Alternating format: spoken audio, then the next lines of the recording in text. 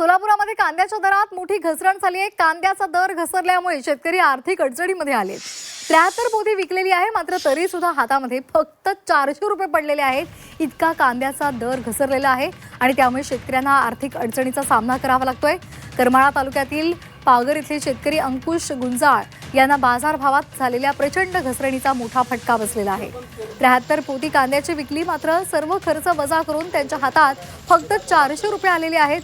वाहतुकीचं गाडी भाडं, हमाली, तोलाई आणि इतर खर्च वजा करता प्रत्यक्षात शेतकऱ्याला केवळ 400 रुपये मिळाले। शेतकऱ्याकडे सरकारनं लक्ष द्यावं, प्रत्येक पिकाला हमीभाव द्यावा अशी मागणी आता शेतकरी करतायत।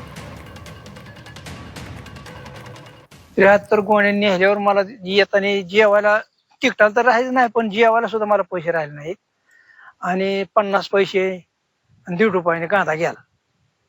किती कांदा नेला होता? 73 गोण्यांनी आणले। किती पट्टी आली, काय झालं? पट्टी 400 रुपये आली, सगळं खर्च जाऊ।